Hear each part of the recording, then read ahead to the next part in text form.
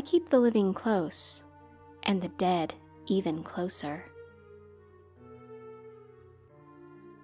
People always seem to ask me about my unusual neighbors. For 364 days a year, living across the street from a cemetery is the very definition of peace.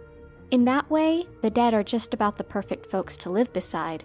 Sure, it's not very easy to coax a date over to visit, but that just helps to eliminate the superstitious ladies. I don't need that squeamishness in my life, especially not here at the end of Shady Glen. Considering the deal I got on this place, you'd think my social life would reap the rewards. Like most people, I enjoy having friends over. I have all the room and privacy I need to throw lavish parties and intimate get-togethers. I can do whatever I want here in the country, but many of my visitors are too weirded out by the notion of the dead next door. I get it. Really, I do, but it's not so bad. As I said earlier, they are the perfect neighbors for almost the entire year. They don't get packages or keep strange hours. The deceased occupants across the road don't even borrow my casserole dishes or block the driveway. They almost always keep to themselves.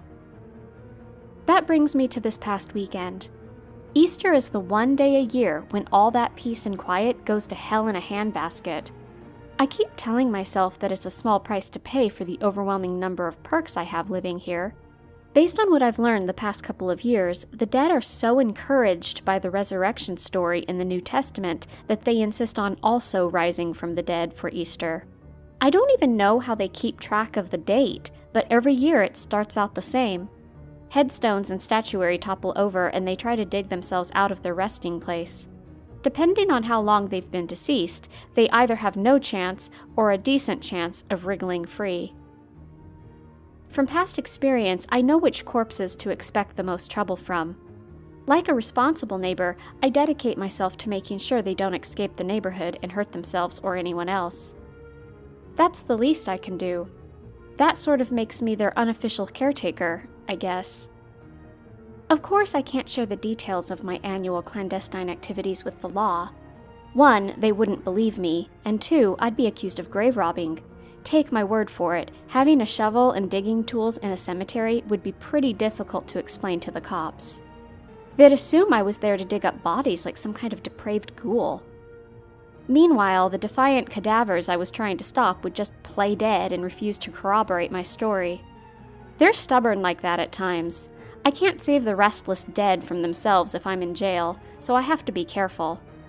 This Easter happened to fall on April Fool's Day. That seemed to ratchet up the graveyard shenanigans a few more notches. I guess some of them have a sense of humor after all. They rang my doorbell and left a severed hand in my mailbox. Another one of them hid in my car. Surprise takes on a whole other dimension when it's preceded with the dead guy popping out of your back seat. Even when you know animated corpses are walking about, that will still catch you off guard, I guarantee it. For the most part, they have a good attitude about the situation and don't resist too much when I herd them back to where they belong. They're just tired of lying around in a silk-lined box, waiting for a full-on resurrection. Who could blame them?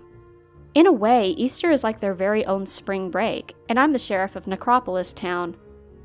I do my best to keep the rowdy ones in line and ensure that all of them make it back to their graves once the night is over. And I'll be right here again next year for their annual coffin reprieve. I try to be as good a neighbor to them as they are to me. My name is Steve, and I live at the end of Shady Glen Memorial Gardens. I keep the living close whenever possible, and the dead even closer.